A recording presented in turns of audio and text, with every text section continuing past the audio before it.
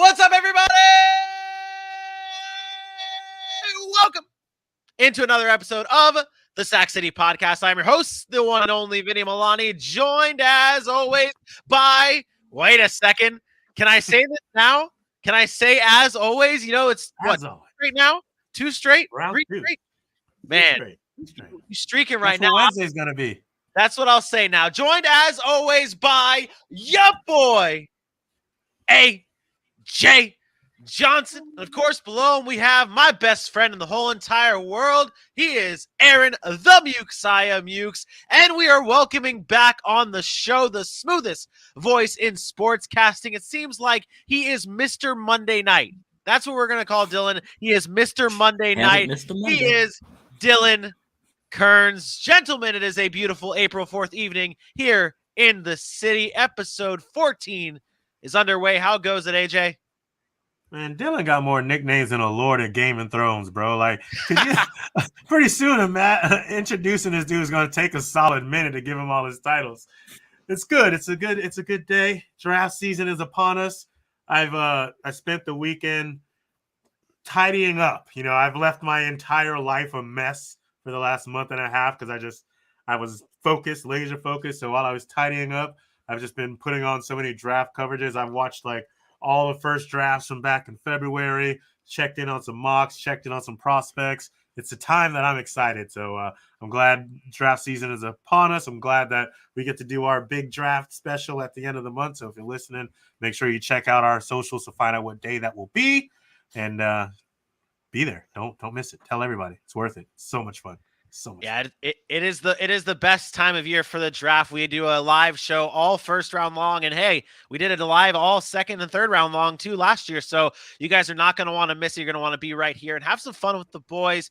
We've got a great show ahead of us, though. We're going to be diving into and kicking off our draft coverage. We start things off with the AFC North tonight, breaking down what player these teams have to draft. And we're not necessarily talking about first round or second round. We're going deep, ladies and gentlemen. We have the best coverage out there. We're going deep to determine who these teams need to draft. Not have to draft or want to draft, need. Must draft players. But first, AJ, actually Dylan, you know what? Mr. Monday Night, he can do this. He is Mr. Monday Night. We'll give him the shot. I don't think he's done it under the Sac City umbrella, but Dylan will throw on some tunes and you can tell the beautiful people where to follow us at.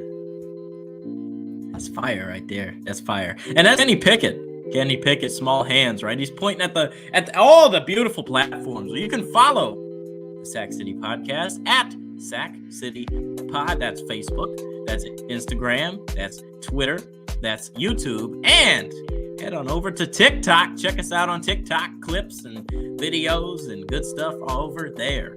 So be sure to check us out at Sac City Pod on all 5 of those platforms.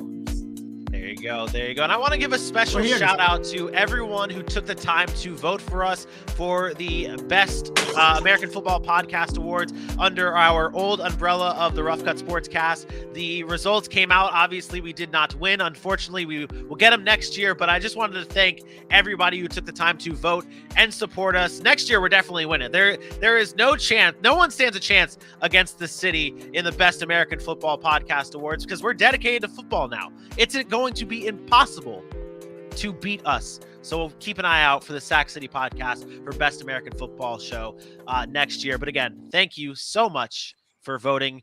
Aaron, how are you today, buddy? I haven't really sent it to you at all before I get into these news and nugs. I want to see how you're doing.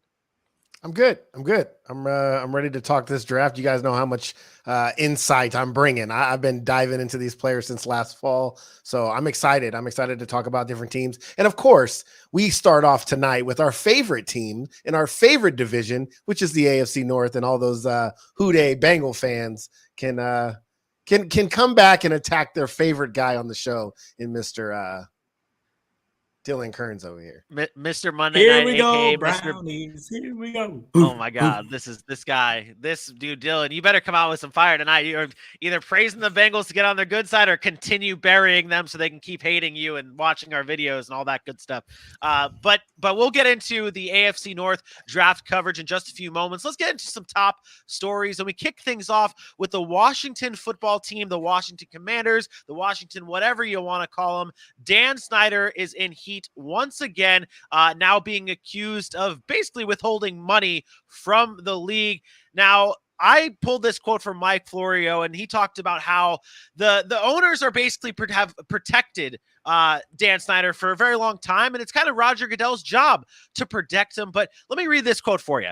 His partners have protected him when it comes to the investigation regarding workplace misconduct, because indirectly they are protecting themselves from having similar allegations threaten the hold on their franchises. If it can be proven that he has been picking his partner's pockets, his partners quite likely will be kicking his ass out of the house. That is what Mike Florio said regarding this situation. How do we, what needs to be done here? Do we get Dan Snyder out of here? How do we make it happen? Aaron, I'll start with you. This has been something it's not an isolated incident. It's something that's been going on in Washington since Dan Snyder took over the team in 1999. Aside from the football stuff, right? We can look at all the scandals that they've had, the team name, should they switch the team name or not, the racist conversations in emails, the bigotry that they had in the John Gruden emails that were failed to be released to the public, sexual assault allegations, other misconduct, and now you get ticket revenue. And that's only the business side of what he's done as an owner. You're not even including the 9 head coaches since 1999, a 139 and 185 record, 48 and 81 against the NFC East alone, only 4 division titles and 2 and 6 in the playoffs in that time. The fact is Dan Snyder has a history and is known for being an owner who doesn't hire the right people around him, but people that he's familiar with, his friends, his family. There's a lot of quote unquote nepotism that goes on in that organization. And I think it's only a matter of time before the other owners and the NFL starts to force his hand and kind of move him out. Yeah, I feel like this is one of those stories where now, like, you can protect them all you want. Now you're starting to screw over the people that have been protecting you, and it's only downhill from here for Dan Snyder. In other news, there was a big trade that happened this past weekend. The Miami Dolphins and division rival New England Patriots make a deal where the Patriots acquire Devontae Parker in exchange, Devontae Parker and a 5th-round pick in exchange for a 2023 third-round pick heading back to Miami's way. Dylan, does this move the needle for the New England Patriots? No. It gives them another pass catcher, that's for sure. Devontae Parker is a good what I mean, you look at the Patriots receiving staff, really? Aguilar, Parker, Bourne, like, come on. There's a lot of guys that are like, oh yeah. You probably should have said Jacoby Myers. But, looking at that wide receiver room, everybody is so mediocre, it's disgusting. Devontae Parker, sure, he's had a good year. He's been injury-prone throughout his career. I don't think it moves the needle. I think a wide receiver was a need because they need more weapons. I don't think this was oh, my gosh, we got Devontae Parker. That means we can compete with Buffalo and Miami, potentially. But, I mean, it's not a move where I'm excited and jumping for joy saying we got Devontae Parker if I'm a Patriots fan. I like the move. I like the move for New England. It doesn't really move the needle too much though, because it's just Devontae Parker, and that's not going to really help Mac Jones at all, right? That's kind of what's going to happen. He's thinking about something. Yeah. I mean, I like the move in the sense it adds a weapon. It's another receiver, which we talked about they need to add. I'm not saying it's special, but you're talking about a guy that hasn't been healthy. He's only had 1,000-yard season, and he's never played a full season, even including that 1,000 yards. But there is something to be said about his ability to go up and get a ball and make plays, especially in the red zone and contested catches. I believe he leads the NFL since 2019 in contested catches. But I don't know if that's Mac Jones' style. I think Mac Jones is the guy who wants to throw to wide open guys, which Devontae Parker doesn't usually get great separation. So I don't know if it's a good fit, but I think anytime you can add a receiver to a team that has none, it's a good thing. He's what they thought N'Keal Harry would be.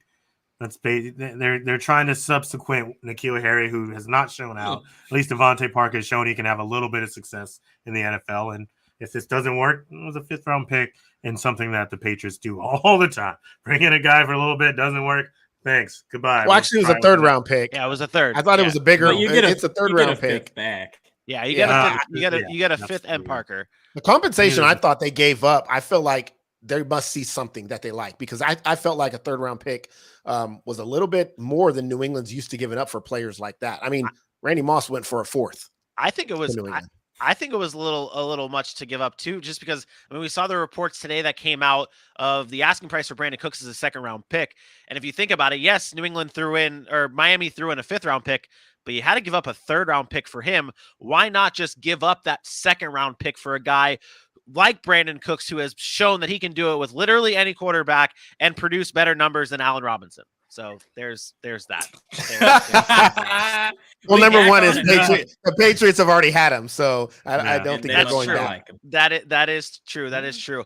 In other news, Colin Kaepernick had a workout this past weekend in the maize and blue game for the Michigan Wolverines. He is getting set for an NFL comeback. He said, though, that he is willing to be a backup in this league. There's starting jobs out there, though, including Seattle, maybe Carolina, and there's other quarterbacks battling for starting jobs and hoping to get traded to be starters. AJ, if you had the choice between Colin Kaepernick, signing him, trading for Baker Mayfield, or drafting one of these quarterbacks in the draft, rank those for me. Rank those 3.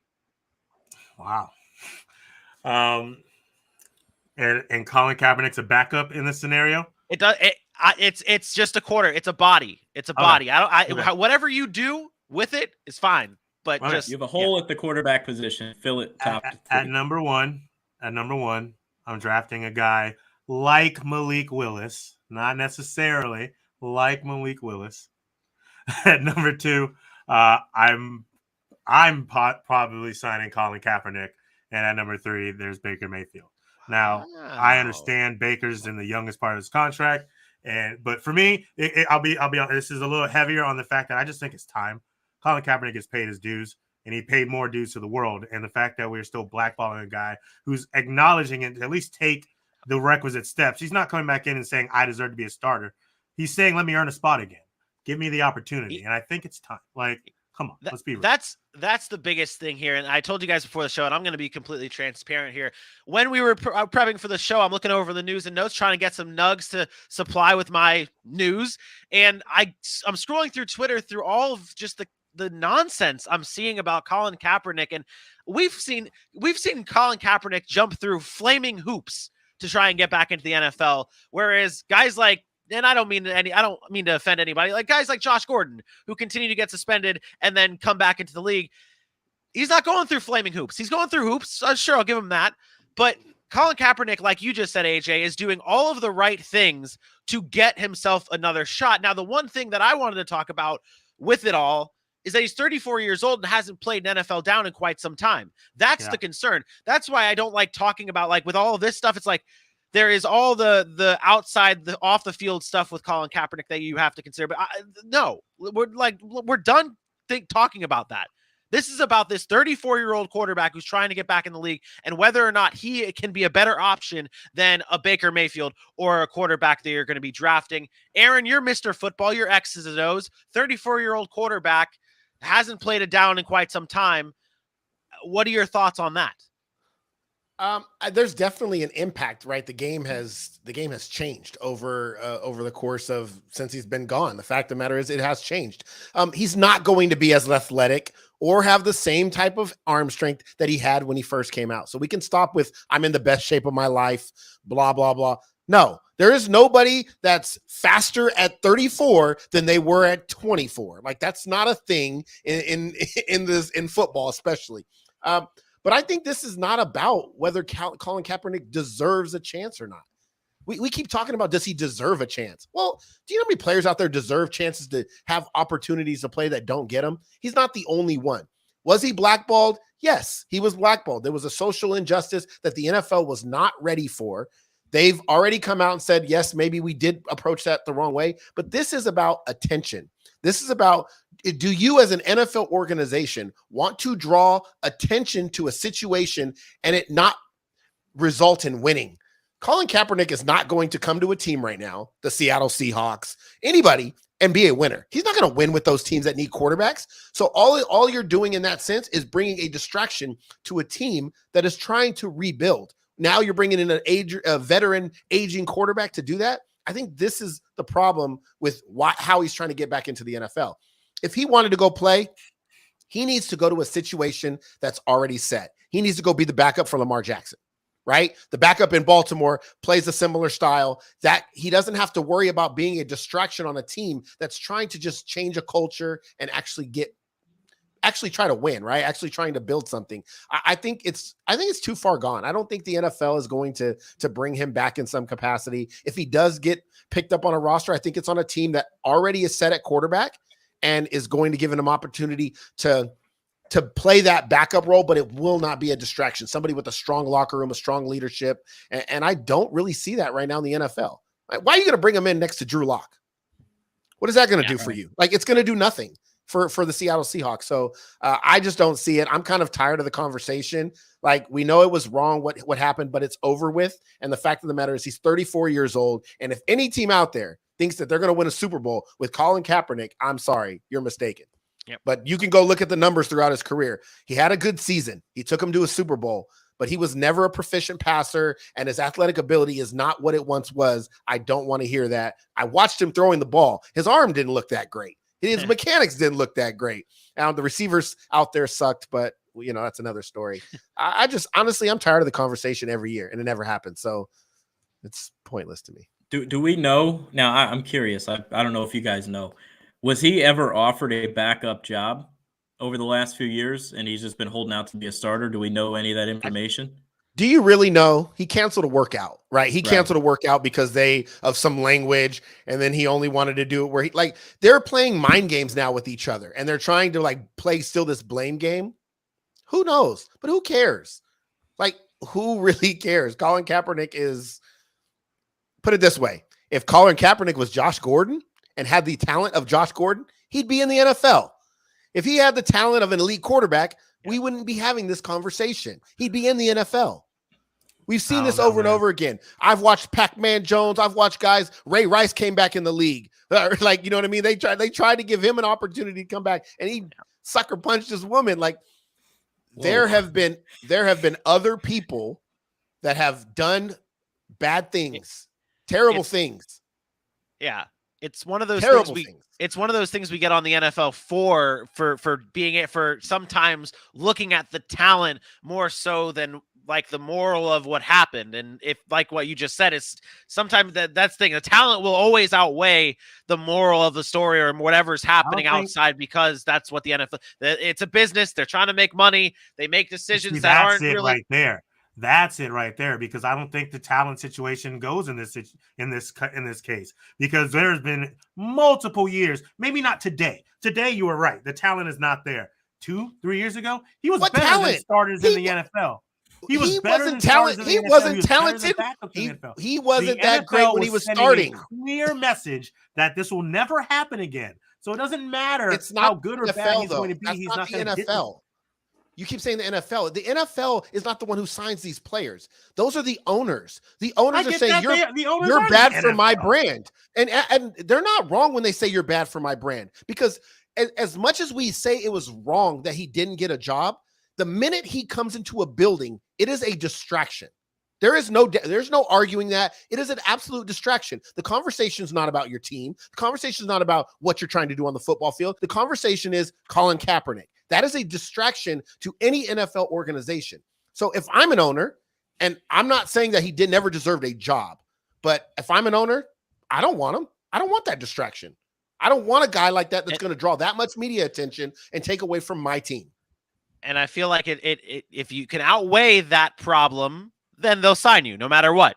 But at 34 years old or 33 years old or 32 years old or whatever it may be, he's not outweighing that. I mean, it's difficult to do. And I mean, there is the argument out there of people saying, "Oh, he's better than some of the starting quarterbacks in this league." You don't know that. Yes. You don't know that at all. You don't know that. No one knows that. He hasn't been in the league. Never will. and we never will. Let's dive into these last two news pieces here before we move on to our main event this evening. Frank Gore, after 16 seasons in the NFL, will sign a one-day contract with the San Francisco 49ers and retire a Niner, a well-deserved retirement for one of the legends of the league. Watching Frank Gore over the years was just something special. He was the third leading rusher in the NFL history, most consecutive seasons with 1,200 yards from scrimmage. This dude was just an absolute tank. We all know what Frank Gore has done for this league. We all know the stats of Frank Gore in the NFL. Is Frank Gore a Hall of Famer? Oh my gosh. Anybody? Crickets. That was a jump ball. First of all, it down. First of all, he's a first ballot Hall of Famer. Okay. Hey. You're talking about the third all-time leading rusher. You mentioned stats. This man played 7 straight seasons without missing a game at the running back position between 2011 and 2017. Almost 20,000 yards from scrimmage in his career. If Frank Gore is not a first ballot Hall of Famer, I will lose a lot of faith in the NFL Hall of Fame. The dude tore his knee. No, and the NFL has done a pretty good job for me for Hall of Fame voting. They don't let everybody in, and it's hard to get in. The fact of the matter is this dude tore his ACL twice in college, and people thought, oh man, he's going to struggle to stay healthy, and that's all he did was stay healthy. He missed 15 games in 16 years. It's unreal. First ballot for me, not even close. Wow, 16 seasons, 5 running backs taken ahead of him. Frank Gore rushed for 16,000 yards in his career. Those 5 running backs combined rushed for 123 yards more than Frank Gore alone. First ballot. Yeah. Easy. Yeah. I'm on board with the Frank Gore Hall of Fame talk. I just saw, again, scrolling through Twitter to get my nugs here. I saw people talking about how they didn't think he should be a Hall of Famer. And I saw comments saying he was good, not great. He just played a very long time. That's being great. Longevity in the NFL matters. Longevity. I don't care if you have 2 great seasons, but you have 16 good seasons. I'll take that 16 good. Like, there is something to be said about playing that amount of time. Frank Gore was an absolute beast, very dependable. Anybody who argues different, they're not in tune with football. They're just not. I'm sorry. At a position. The average career for a running back is like 3.7 years, bro. Like, this man played for 16. Exactly. That says something. Exactly. It says something. Dylan, did you have anything on this, or you ready to get your Bengals heat going? Yeah, absolutely. Hall of Famer, no doubt about it. I mean, if he doesn't, then probably, I don't know. He's in. No doubt about it. Dylan over here with the hard-hitting analysis here. If he's not in, just no, like I mean that's why I was like crickets voice. when you first said it. When you first said it, it's like it's a lock. I gotta be the voice of the voice of the voiceless who like to troll on Twitter and say he's not a Hall of Famer. I gotta make sure we throw those arguments out there to throw those people into the shame hole.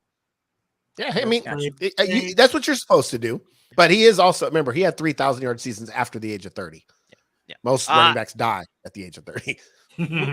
we did have a trade that happened in the NFL. I'll just bring up the details. We'll touch on this Wednesday, though, because we need to get the show on the road.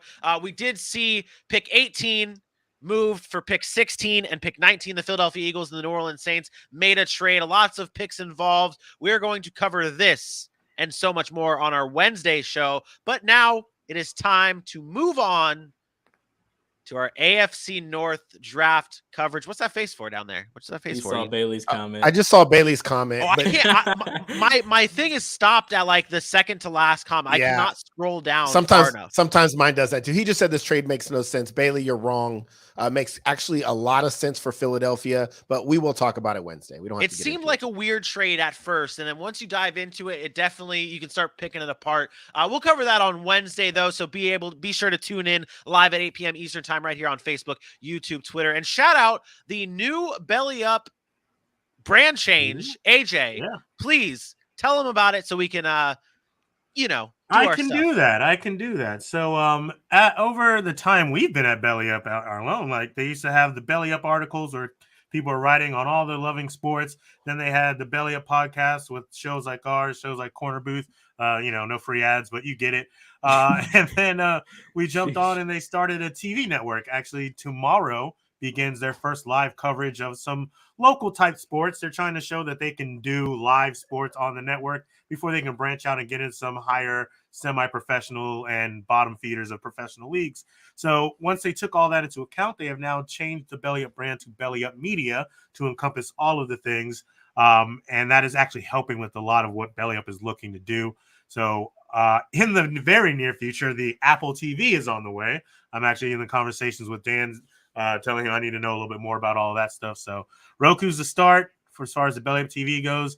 I think a separate radio is coming back, but we're doing what we're doing here, and I'm loving that. Belly Up worldwide. TV. Huh?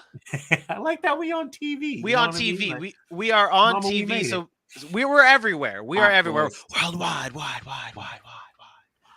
But yeah, there it is. All right, let's get into this AFC North draft coverage here. We are identifying one player from this draft that is a must get for these teams. Again, we're kicking it off with our beloved AFC North. AJ sometimes can be a Bengals fan. Dylan sure as hell cannot be a Bengals fan. He absolutely hates them. Like Jesse Bates. That's where it stops. So let's get into it here. We're going to break it down, what the team needs, where they're picking, and everything. This is what we have listed as the Bengals team needs: is a guard, a center, a cornerback. They have a lot of picks. And gentlemen, I'm about to take you down memory lane here real quick before we let Dylan set the world on fire. This is the recent history of Bengals selecting with a 30th or higher pick between 30 and 39. This is some pretty good luck here with these picks, though. You got Boomer Esiason, Chad Johnson, Ickey Woods, Chris Collinsworth. I know these guys. I've seen these guys. Throw out Andy Dalton. They've had a pretty good time picking in the 30s. So, Dylan, who is a must get for the Bengals at 30? Icky. They need help. They fixed the offensive line to the most part, right? They do. This is why I said they won't make the playoffs, because they need help on the defensive side of the ball. God forbid, get us a corner and call up Kylo Gordon.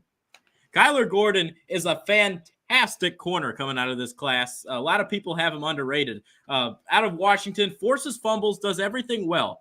You look at his stats last year: 2 interceptions. He's forced 1 fumble. He draws comparisons to a Byron Jones-esque player where he can bounce a little bit.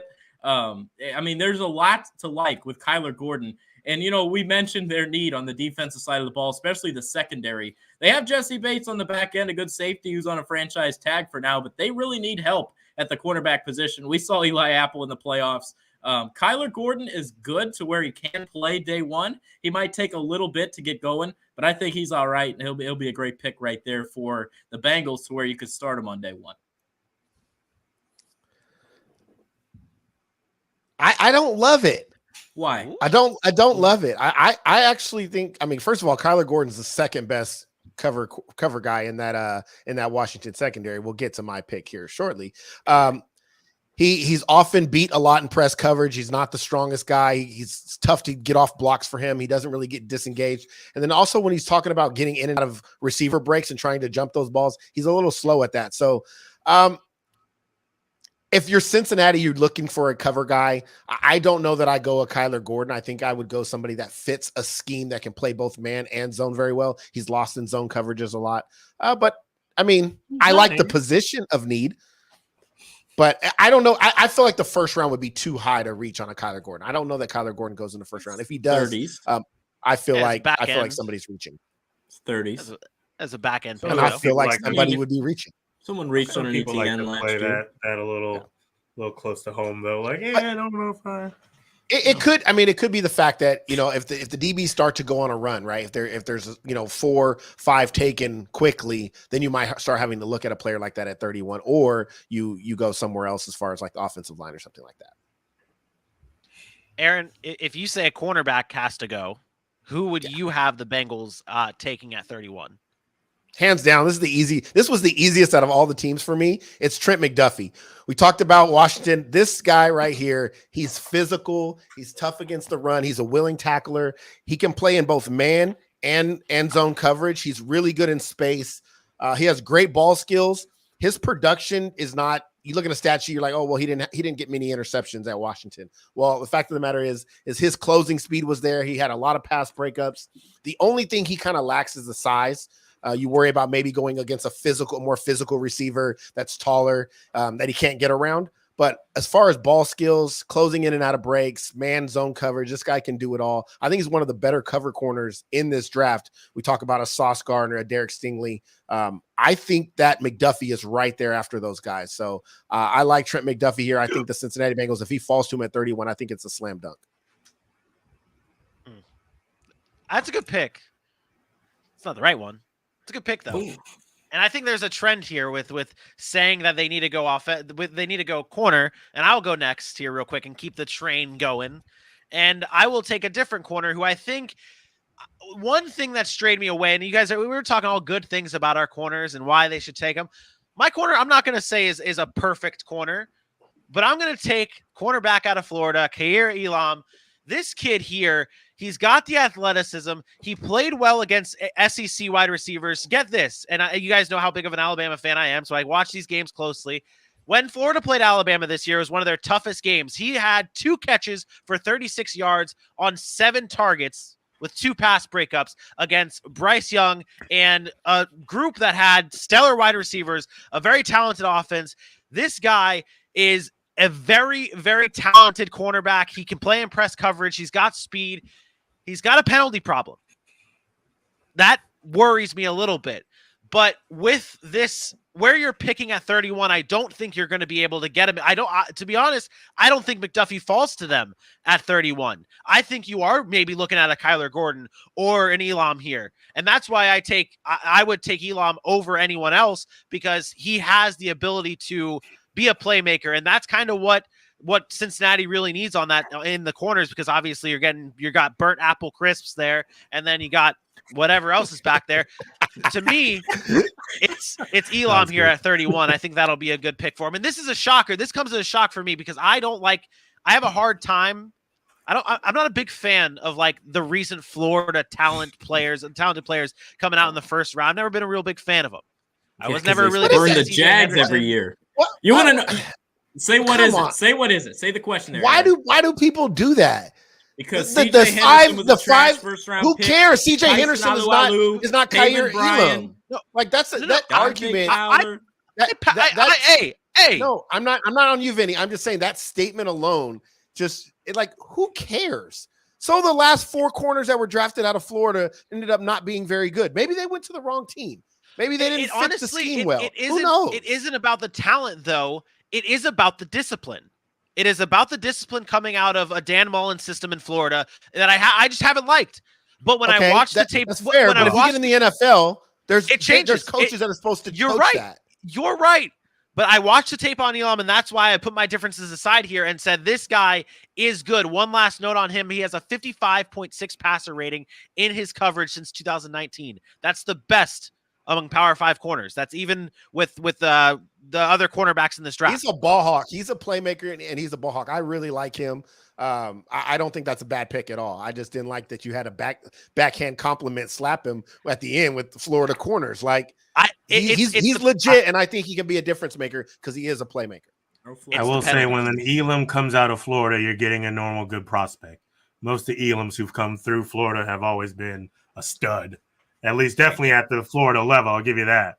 So there you go. Yeah. AJ, who you got? Yeah. You guys held it down. I agree that in the first round at the 30th spot, cornerback is something they should go ahead and grab.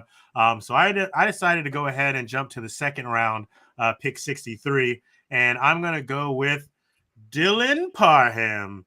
Speaking of Dylans, you know I love me a Parham. This guy, he showed good stuff here at Memphis. Very quick. He's got nice mobility. Can play all throughout that line.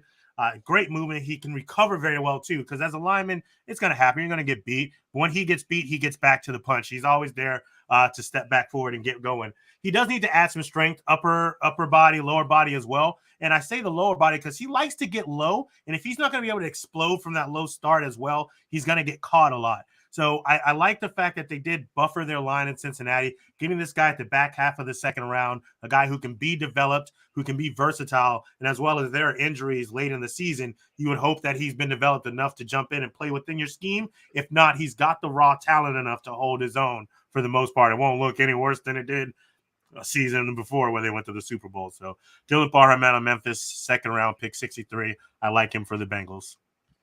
It's a good pick. I don't think Bengals fans can be mad at us here on this one. They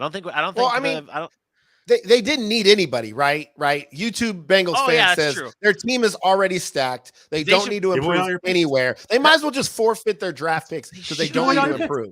Trade them. Should. Do it like Madden. Trade all your draft picks for the next year. Hey, Bengals fans, if you want to come out and chat with us, we've had a lot of good conversations with Bengals fans in the past. I'm sure you guys would love listening to us. Maybe they should hire. Maybe they should call Bill O'Brien.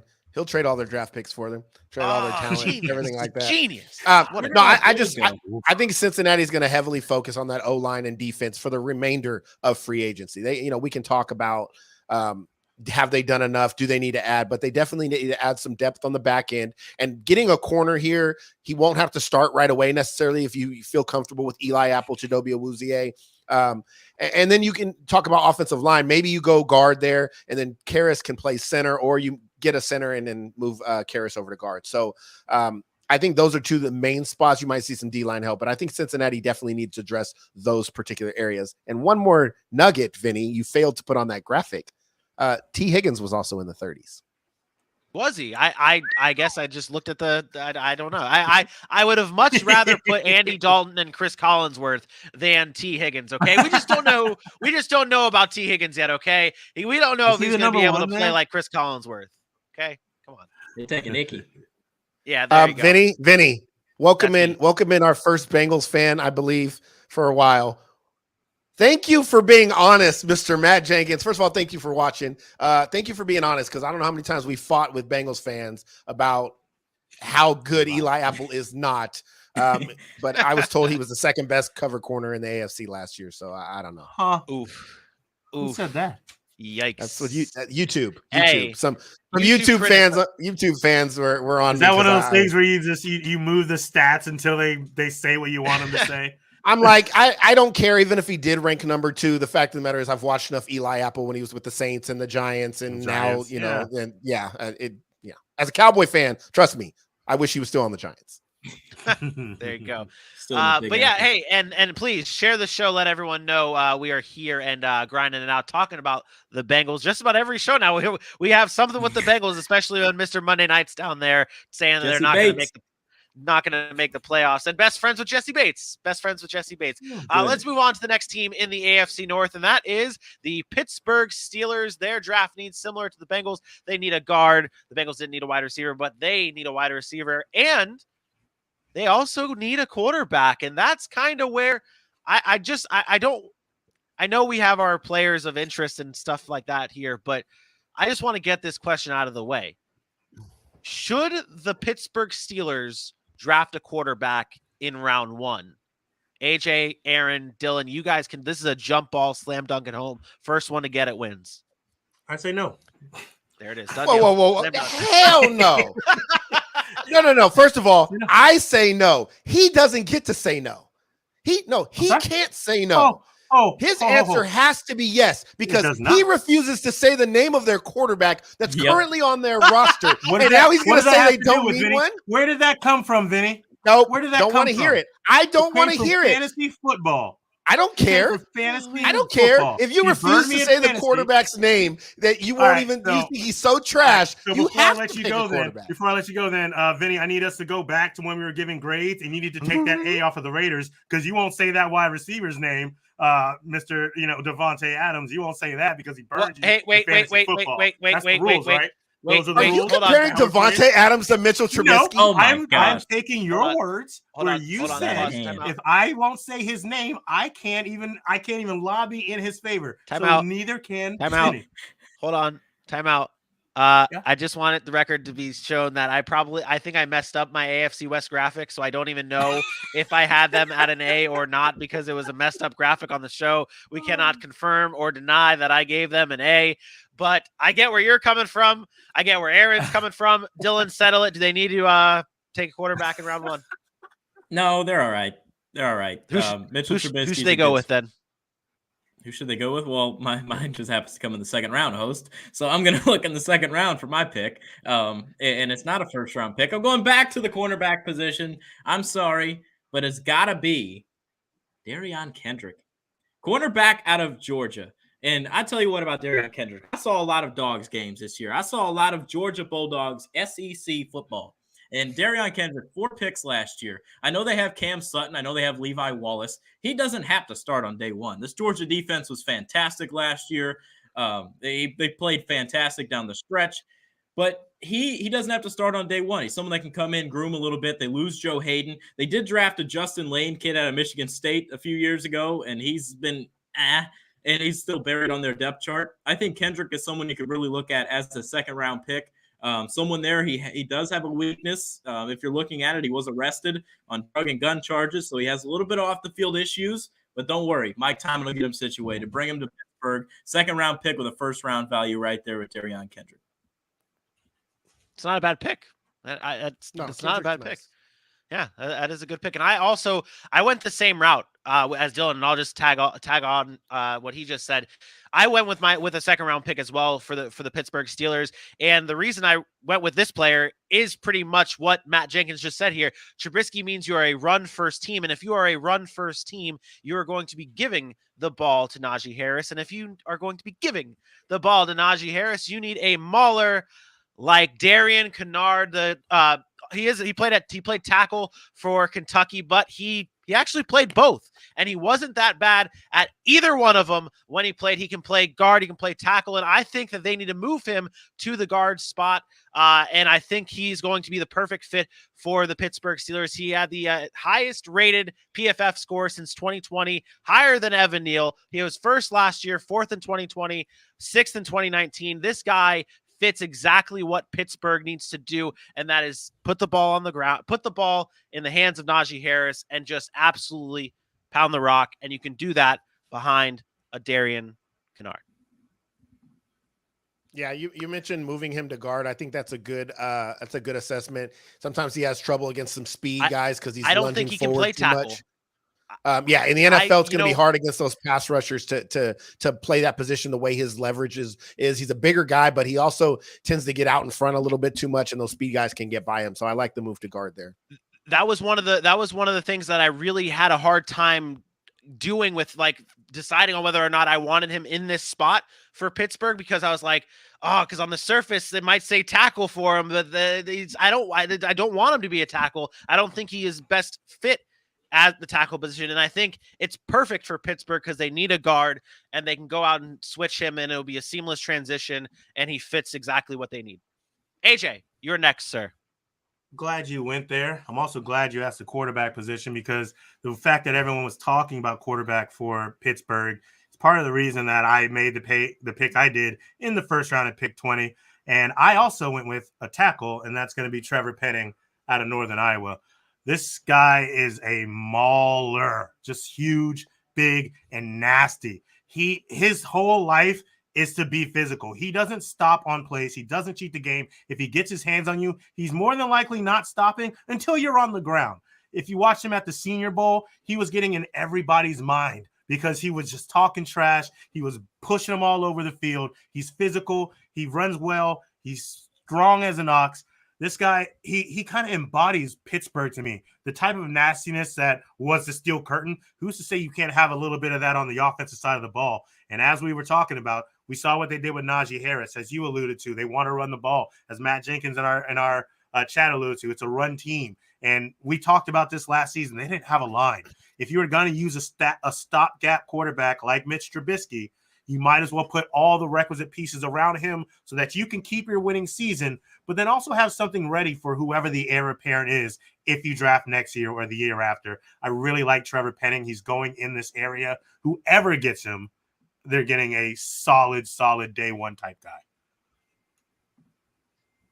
They need all. I think the best. Ooh. I think the best. It's a good pick. I think the best point you had there, and it really ties into both of our picks this year, is you have Mitch Trubisky as your quarterback now. Obviously, you had a statue of Big Ben last year. You don't want a repeat of last year. You need to go out and address that offensive line. And we were talking about all last season. I mean, Aaron, you went on record here and just absolutely destroyed the Pittsburgh Steelers back in November or December, saying that they were a terrible team. And really one of those big things was because of the offensive line. So there you go. Aaron, who do you think the Pittsburgh Steelers need to be taking in this draft?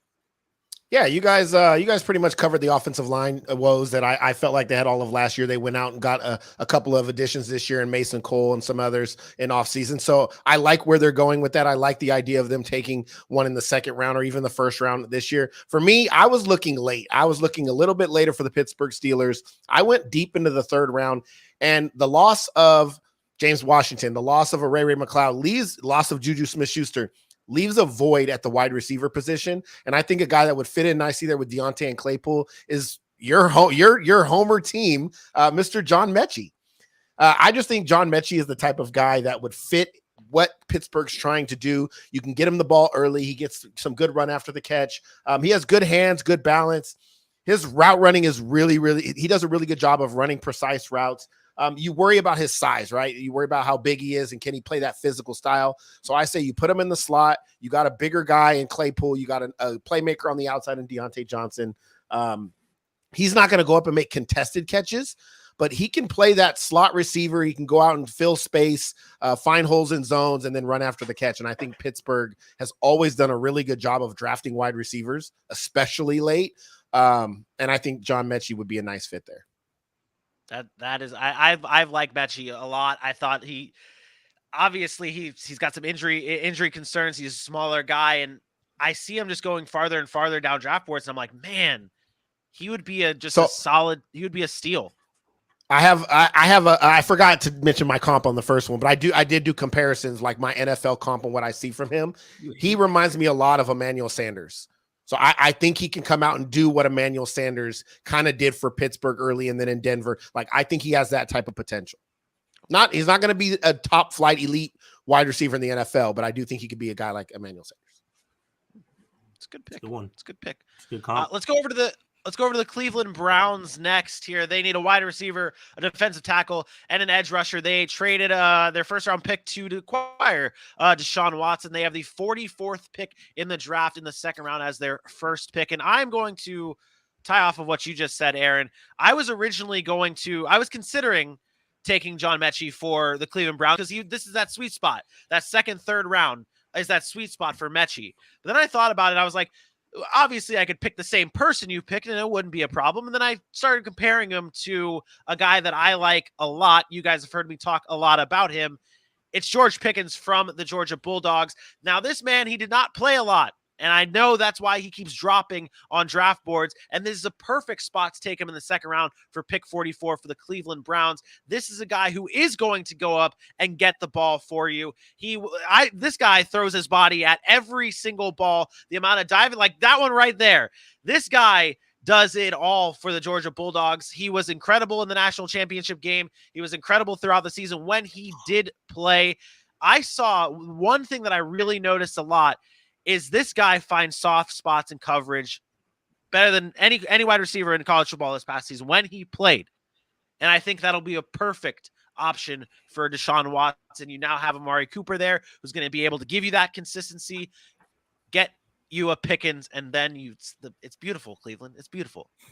It's beautiful. Aaron, that was some great B-roll, man. That was a hell of a highlight reel right there. Even in 30 seconds, just watching him right there makes a strong case just to support everything you said, Vinny. Like, and he can play. He's a big time playmaker. I have some concerns as to why he's dropping. He's not a great route runner. You mentioned him being able to find space in zone. He's really good at it, but his just press. He uses a lot of his physicalness. He thinks he's stronger than everybody. So he tends to just say, okay, if you're going to press me, I'm just going to basically ride you down the field, throw you off, and get to my spot. So his route running needs to kind of improve there, because when he goes against professional defensive backs, they're going to have technique and they're going to be able to kind of thwart whatever he's trying to do as far as physical wise. But I do like him. I like his willingness to impose his will. And we talked about the type of receivers you like, Vinny, the Mike Evans, the Calvin Johnsons over the years. He reminds me a lot of Des Bryant when he was coming out. It wasn't polished as far as around, but he's just like, I'm physical. I'm going to go out and get it. And he doesn't have that super top end speed, but he can run. So I do like him. In a second round pick, you're getting a good player there. So yeah. And that's the thing. And you don't have first. So that's what Cleveland's got to do. AJ, let's go to you next. Who do the Cleveland Browns need to get in this draft? So you heard last year when I was started the season on the Cleveland Browns train, one of the big things that I was supportive of them was what their defense was building into. That secondary has some talented guys on it, especially when they're healthy. Their edge rushers are good. I think now they need to find a way to solidify the inside, and I think a really good way to do that is a defensive lineman, Travis Jones, out of UConn. This guy just eats up the line. He's 6'5", 333, and it's like all muscle. This guy, he invites double teams, and he's great at getting around them. So when you have a guy that is going to take up two of your linemen, that is going to allow that edge like Myles Garrett to run some stunts. They're pushing to bring Jadeveon Clowney back, allowing them to be on the edge. I know Chase Winovich ain't much, but if you're rotating these guys on the edge and you have something to stop up and gap up the inside like a Travis Jones, it's going to be a very, very long day for anybody trying to run against that front.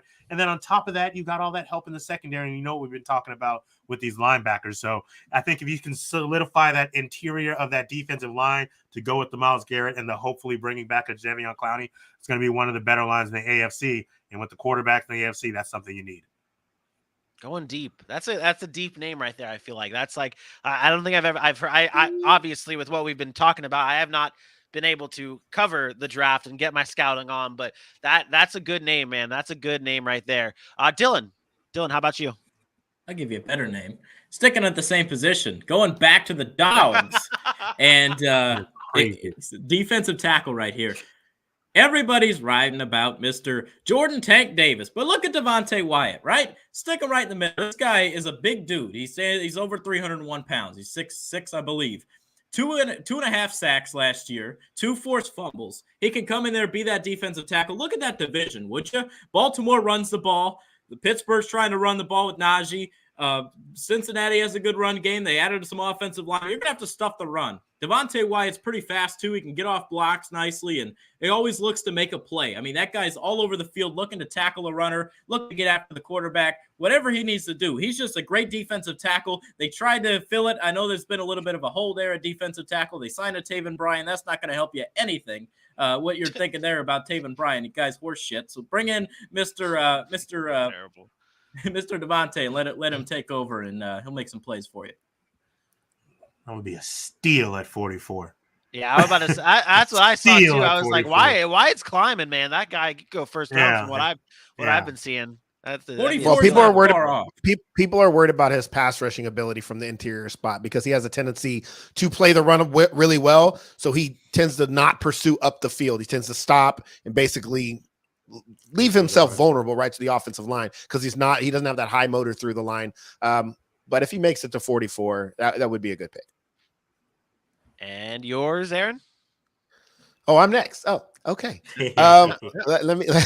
Mine's easy. Unfortunately, he just suffered a catastrophic injury. I think Cleveland is looking for somebody still on that other side of Myles Garrett, and I think they can take a risk here because they don't have a first-round pick. They could get a chance somebody who probably would be drafted earlier, and that's David Ojabo. We're talking about a guy who just tore his Achilles, probably would go in the first round the way he was moving up the draft boards. His ability to just be a pure pass rusher on the outside, his speed, his bend, his flexibility, it's all phenomenal. It's in Dylan's word, phenomenal. He has decent length, so sometimes he doesn't have the strength to get over those big tackles, but he can use his speed to get to the ball.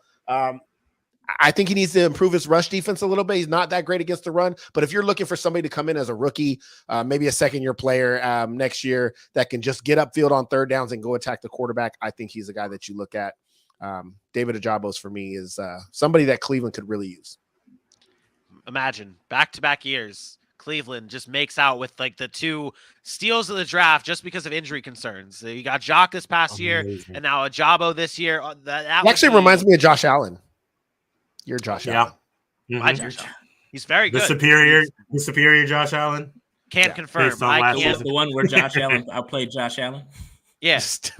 Yes, Took the Mud Dog. Remember when the Mud Dog won the Bourbon Bowl? Oh, I don't know why that remind me. And I gotta say, in the world where the Browns would take David Ojabo, I'm quite impressed with the last couple years, besides quarterback, what the Browns have done, at least on the defensive side of the ball. They've been getting some good picks. I know there's some injury concerns, but as far as talent goes and the expectations of what they can bring, that would be. So they've definitely drafted better since, you know. They got a lot of value Yeah. picks. Like it's just Mhm. they're getting a lot of value where they're. I mean, like we just said, just Jock where he fell to, and if they get Ojabo, then I mean that's some steals. Let's finish it off here with the Baltimore Ravens. They need an edge rusher, a defensive end. Aaron, you put that down on the list. I guess there is a difference between edge rusher or edge and defensive end, and then there's When cornerback. you're running a 3-4, yes, it's I guess that's a thing. They have picks 14, 45, 76, and so on. Dylan, we'll start with you. Okay. I'm going to go with the Purdue guy. And I know you might be thinking, got ties to Purdue. No, George Carlaftis. And I'm not laughing here. George Carlaftis. You look at this guy last year at Purdue, 4.5 sacks. Go back to his freshman year in 2019. Throw out 2020. The Big Ten played like 5 games. 7.5 sacks in 2019, right? 2 forced fumbles this year. The guy's an absolute beast. You put him on the outside, he can make plays. I mean, this is a defensive end that the Baltimore Ravens need. You lose a Calais Campbell. The defense is getting older. Bring in a guy with a high motor like Carlaftis. He can come in there, make some plays. And look at that. I mean, he's got enough speed to get to the end zone. Put him at running back, huh? What about JK? Same conference there, Big Ten, whatever. No, Carlaftis is good. He can make plays on the defensive side of the ball. I think he's a great fit for Baltimore, who's still, you saw it, D-end, edge. I mean, he could fit the bill there. I think he's a great pick at 14, and I think he could make plays on that defense. It's a good pick. I like Carlaftis. Dylan, I know the reason why I did that for you is I didn't know we didn't get to talk too much in pre-production. Did you need to go to Schetzel's class? Are you doing that? Or are you okay? Got it. I just want to make sure. I'm trying to be a good friend. I'm just trying to be a good friend. What a piece of shit. Not going to class. Appreciate you. AJ, Hey, join the club, baby. Join the club. Now he's got it on tape that he told you to go to class and you declined. Thinking ahead. AJ, we'll let you go next. Who do the so Baltimore Ravens I'm the one that went a little. Sorry about that. I'm the one that went a little different here. I see the DN, the cornerback, and the edge and everything. My belief here is that the Ravens are really good at getting talent on the defensive side of the ball. I know they lost some pieces, but I know that they were also really banged up last year. So they may bring back some guys that they're really high on. And we know on the offensive side of the ball, they really love to run the ball. So I went with the best center in the draft. And as some people are saying, the best center they've drafted in the PFF era, that's Tyler Linderbaum out of Iowa. This guy is another true stud. 6'3", 290, high football IQ. He's great in the run game. He moves. He's the centerpiece of this unit, and they all move together. He loves to get to the second level. When he has a free run to the second level, it's like a missile just being shot out. He's 95.4 overall grade last season. Like, think about that. He does so much. This line depended on him almost all season long. And I believe if you put him in the game in the Baltimore Ravens uniform, having him on those run schemes with a Lamar and a JK and what other running backs they put back there, they're going to be one of the hardest teams to stop in the run game once again. So I like this pick right here, especially with it being one of my first assessments of the draft. Obviously, I'll change 1,000 times, but this is a good look at the very least. And I don't think they'd be upset at all with doing that. From what I've been seeing on him, he is climbing. I've said that a lot. He is climbing up to the point for me as one of the best players, if not the best player, the most talented player in this draft, in my opinion. And I might be maybe a stretch early on, but from what I've seen, he seems to be one of the best. And I before I made my pick, I was torn between him and the guy I did pick. And because they did lose Bradley Bozeman, so it's a huge loss for them. And to be able to I feel like if you put him at center for Baltimore, it would be like you didn't even lose your center. I feel like that's like the transition. Right, I think it's early for a center. I think pick 14 is a little early. You might see a scenario where they trade down or trade back. I do think Linderbaum's going to be gone earlier than he normally would go, just because he's that good. But I do think 14 is a little early for a center. And I'm worried because it's such a deep edge rushing. They need some help on defense. Like you mentioned, they always draft good defensive players. They do. But last year, their secondary struggled because they got hurt. Their defensive line couldn't get to the quarterback. They couldn't really stop anybody defensively last year. I thought the losses of Darius Smith told me Baltimore's going to have to go defense with their first round pick. But again, you might see a situation where they feel like there's some good depth there that they could trade back, maybe still get a Linderbaum, pick up an extra pick. If they can get it, then obviously I like I said, I think the defensive line needs help. I'm going with the best defensive lineman. Perhaps we talked about best defensive line or offensive center. Maybe perhaps defensive line we've seen in a really, really long time. I got to find his thing though. I can't find him. Where's it at? It's probably spelled with a J, not a T. There. Yeah, shut up. Anyways, we're talking about Jordan Davis. You're talking about a guy who is just his size is unreal. It's massive. He plays with pop. He's crazy strong. We've never really seen a guy this big. He's almost 350 pounds on the defensive side of the ball. He's bigger than offensive linemen. He can play both the 0 and 3 technique. Don't worry, Dylan. I'll explain that to you after. He does over pursue at times, but in 2021, he won the Bednarik Award, which was the best defensive player, and also the Outland Trophy, which is the best defensive line or best lineman on either side of the ball. So that includes the offensive lineman. Jordan Davis is an absolute monster. And I think this guy is going to be a force to reckon with. And again, I'm going to give you a player comp that you guys should know and should love. Henderson. He reminds me a lot of John Henderson. Big John Henderson, baby. Let's go. So I really, really like Jordan Davis here. I think Baltimore could use that. He fits that. You mentioned that when you got picked, Pittsburgh kind of fit that scheme. I think that's what Jordan Davis can do here. And Dylan, he can play both the 0 and 3 tech. Oh, do you know what that means? Count to 3. Okay. It means he can play that nose guard position, or you can move him in outside between a guard and a tackle. So he's not stuck being this big body that, you just stick right in the middle of the defense and say, you got to stay there. He's very versatile. He can play either. So Jordan Davis to me is one of my favorite players in this draft. When I played football, it was always ABC gap, no 1, 2, 3 gap. Kid still doesn't know his ABCs though. Offensively, you run ABC gaps. Defensively is 1, 2, 3s. Defensively, they're numbered. You could call them A, but you're not really. You're not playing a gap. You're playing off the position of the offensive lineman. So if you're playing 0 tech, you're head up on the center. If you're playing 3 tech, that means you're on the outside shade in between the guard and the tackle. Cool. And that's why you are the X's and O's of this show. I will finish it off, and I will go with AJ's second favorite. I know he battles them with Florida. I know both. I will slap you through this computer. I will see you in 2 hours. I will be giving the Baltimore Ravens and saying that they need to go out and take Jermaine Johnson out of Florida State. He led the ACC in sacks with 11.5 sacks. He led the ACC in tackles for a loss with 17.5.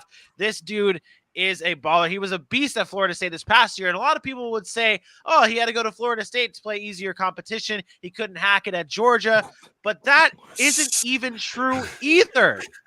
That's what I've heard. That's what I hear people saying. He couldn't hack it at Georgia, but in the people 7 trash, games at Georgia, in the 7 games at Georgia, he had 16 tackles, 5 tackles for a loss, and 5 sacks. Let me put it to you this way. Azeez Ojolari went in the first round last year to the New York Giants and had a pretty good season. He, in those 7 games, had 17 tackles, 3.5 sacks, and 4.5 tackles for a loss. So worse than Jermaine Johnson. This dude is a beast and obviously fits the need of an edge rusher for the Baltimore Ravens. That is exactly what he can do. He can bring the pressure. Him and Odafe away, man. Sign me up for that. I'd love to see it. Book it. Jermaine Johnson. Second Baltimore best Ravens. Johnson to step foot at Florida State. Mr. AJ, number 1. And I just want people to understand here. Listen to the guys we just talked about. Devontae Wyatt, Jordan Davis, Walker. There was so much depth on that line, on that defense at Georgia. Jermaine Johnson would have had to be a 5th-year senior to put up one fantastic season, hoping he wouldn't get injured to go into the NFL. He made a business decision and it paid off really well. Just one. He's an absolute freak. Dude is super crazy explosive. I love him. I'm glad AJ didn't spend a lot of time on him. We would have just called him a homer. We know how much he praises Florida State, but he's not lying here. Like, this guy is an absolute stud. I worry about him going against bigger tackles when he gets up in them. But when you're an edge rusher and you're trying to get to the quarterback, we've seen it over and over again in this league. Speed kills. I mean, when you get guys the size of a Micah Parsons and some of these thinner guys that are just running around these bigger tackles, I love Johnson. I thought he was an absolute freak. Yeah, sign me up. They can get him. That's big time. And he's a workhorse too. Like you mentioned the bigger guys, and of course that's going to be an issue. But he's that type of guy, the work ethic. And I read a couple of different things on him when I was watching him play. Like, once he's beat, he finds a way that doesn't happen again. And it's going to take some time, obviously, but he's a workhorse. So I think he'll find his weaknesses and attack them very, very tough in the NFL. Yeah. I mean, he is what we call on this show an athlete. So he would be good. Athlete with an F. It's athlete. Athlete. Are we throwing an extra A in there? Athlete? Or are we just saying athlete? Athlete. Like Got athlete. it. There we We'll go. put them all together. Looking for a dunk like an athlete. Oh my goodness. All right. That does it for another episode of the Sac City Podcast. We have now covered the AFC North. On Wednesday, we will be covering let's go with the NFC West. We're going to go with the NFC West on Wednesday. We're going to jump over to the other side of the Super Bowl matchup. We're going to cover the NFC West on Wednesday live at 8 p.m. Eastern time right here on Facebook, YouTube, and the Twitter sphere. AJ, if you're raising your hand to do this, by all means, go ahead. I mean, it wasn't. And also, I don't even get no music. And also, there it is. The Sac City Pod, ladies and gentlemen. Sac City Pod, ladies and gentlemen. Facebook, Instagram, Twitter, YouTube, TikTok, probably on Reddit, probably on LinkedIn, probably on a bunch of different places. But here's the thing. If you go to Sac City Pod, you will find it. You'll find your favorite people talking about your favorite football teams and giving you the best analysis and the most interactive love on the net. So head over to Sac City Pod at any one of those social media platforms, Facebook, Instagram, Twitter, YouTube, or TikTok. Hit that subscribe button, hit that share button, and holla at your boys. Welcome to the city. Didn't you tell people like an hour ago we were going to talk NFC East? No? Breaking down the trades and... Boy, No. Come on, man. That's just for the trade. That's just for top stories, fool. The NFC East is like the last division we cover, and same with like the AFC South. Like, there's divisions that go last, and though that is like a last. Those divisions, and then wherever the Falcons are at, because the Falcons are always, Yeah, that too. But yes, no, we are covering the NFC West on Wednesday live at 8 p.m. Eastern time, right here on Facebook, YouTube, and Twitter. You're not going to want to miss it. We appreciate everyone tuning in. If you are listening to us on a podcasting platform, please be sure to write a review after you're done listening to us. Let us know what you think of the show so we can get better, or let us know what you think of the show so we can just say you're wrong and we're better than whatever you said. So there you go. That's it. For your boy, AJ Johnson, for my best friend, Aaron Mukes, and for Mr. Monday Night, Dylan Kearns. I am me. We will see you Wednesday. Peace out. Bye.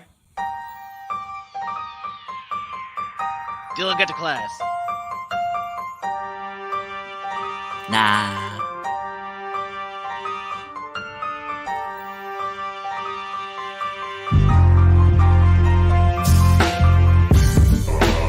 We know we were a much better team than we came up and represented ourselves.